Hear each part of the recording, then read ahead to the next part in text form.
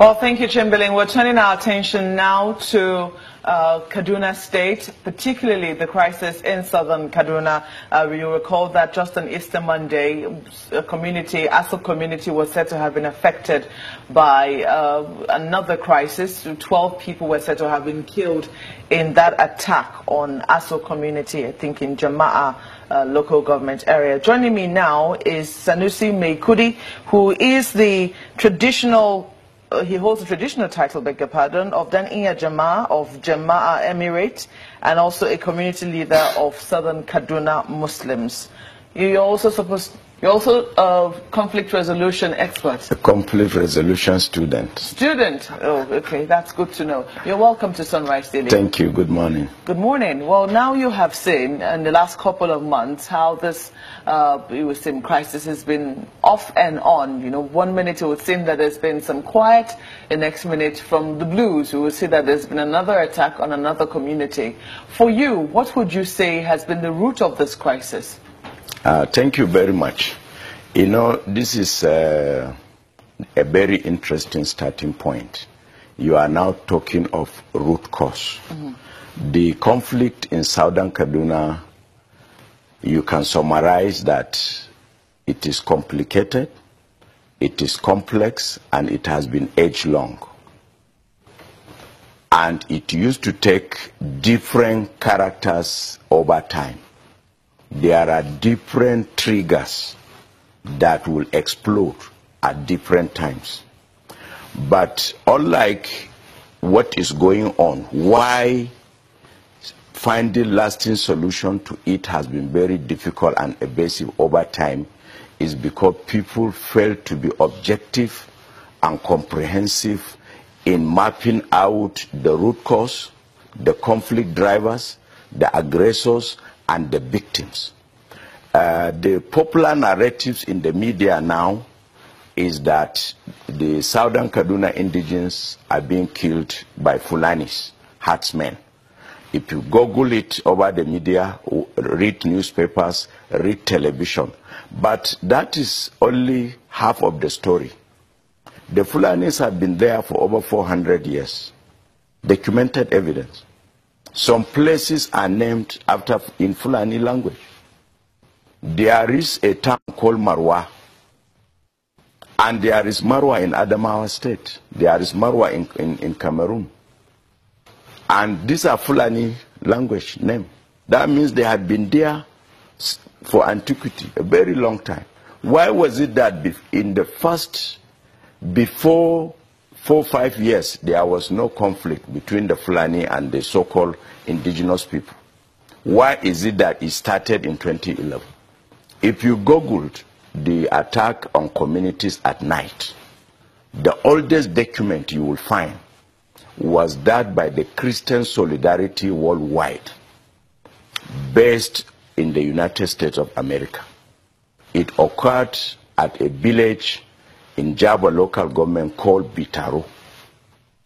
So if it started in 2011, that means there was something that provoked it. Because prior, yes, look at the record, the night attack on the indigenous community, but in ethno-religious conflict has been going on for several decades, but you can take the landmark, the major one in which the killing was out of proportion, was started in Kasuwa Magani when Balarabe Musa was the governor in 1981. Kasuwa Magani, I think in Chukwu local government, or Kajuru local government.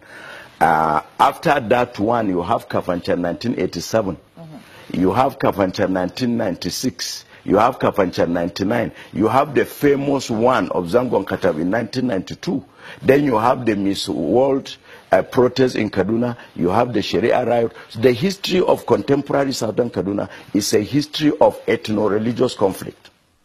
But some people want to portray that is something that started 2-3 years ago. Anybody who is objective, who is passionate and sincere about finding lasting solution, must look at it from the earliest beginning, as you have said. What is the remote cause? The remote cause is 1, injustice, 2, impunity. 3, leadership failure. 4, refusal to accept diversity. When you say injustice, injustice against whom? Against the victims of ethno-religious conflict in southern Kaduna. I am one of the victims. My father came to southern Kaduna in 1945 as a teenager. My mother is an indigenous person of southern Kaduna who belongs to a farming community in a village called Matsirga. Matsirga is in Zangon Kataf local government. There is a waterfall and a marshland called Fadama. So my mother belongs to a farming community. That's their trade, while my father is a trader. That Matsirga, the whole population is not more than up to 400 people. But during the post-election violence, that village was cleansed. 124 people were killed, 70-something were injured, and the whole village is now displaced. And somebody has taken over their farmland, which they have been cultivating for over 200-300 years, saying a Hausa man, a Fulani man is not indigenous to southern Kaduna. They are settlers. Nigerian constitution, international law does not recognize indigenous settler. So indigenous settler dichotomy is being used to discriminate against the minority in southern Kaduna. And the minorities in terms of religion are the Muslims. They are about 40%, while the Christians are about 60%. But they are using that majority to load it over others. The killing has been done by the members of Sokapo, Southern Kaduna People Union. Those are allegations. It's true. It's true. The Zangon Kataf crisis have been investigated. The ATF community were found guilty. General Lekod was sentenced to death. People appealed. It was commuted to life sentence, and he was pardoned at a point in time. The 2011 violence was investigated by Sheikh Ahmed Lemu presidential panel of investigation. There was a report of federal government that 1,000 people have been killed. That report was sent to President Goodluck, and the major finding was the killing in southern Kaduna and impunity in other parts of the country is because nobody is being punished for killing others. And if people don't want people to kill people for whatever reason, justice has to take its course. There and then, President Goodluck, in his own speech, after taking the report, he said he is more interested in forestalling future occurrence rather than punishing people. It is there. Google President Goodluck's speech when he was receiving the Sheikh Ahmed Lemu report on post-election violence. The question was, you know, even though it shouldn't really matter, people should say that, you know, the people who were involved in that crisis were Nigerians. And Thank you very much. And at the end of the day, thank you very much. Why should Nigerians kill fellow Nigerians? Thank you very much. But, you know, since we're now talking factions, and since, you know, in a conflict, it takes two sides to meet in a conflict. So Kapo has also said that in that particular 2011 conflict, it was the supporters of, you know, the current president who had taken to the streets to cause the destruction. Yeah, let me tell you, the records are there. The record, physical records, written record, for your information.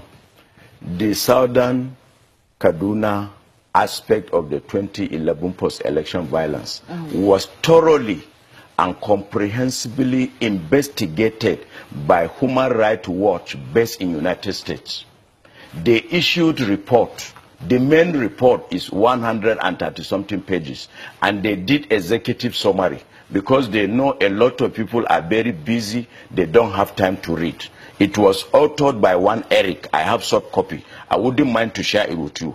If there is denial, if there is falsehood, if there is propaganda, you mix issues with politics, you add salt and pepper just to achieve political ends. You are not a patriot. Okay, so let us... You are not looking for solutions. Let me ask you this question very pointedly. Yeah. You lead the Muslim community in southern Kaduna. Yes.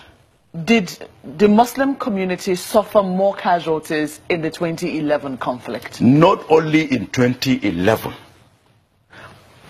From independence to date, all the crises that have been taking place in southern Kaduna, the 4 major indicators of suffering: loss of lives, the Muslims lost more lives than the Christians.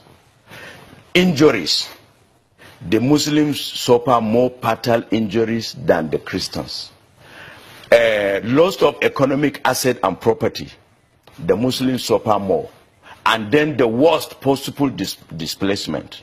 I will tell you, and I can prove, that during the 2011 post-election violence, when a Sokapu member, a CAN member, led Sir Patrick Ibrahim was a governor, 66,000 Muslims were displaced from 18 southern Kaduna Muslim communities.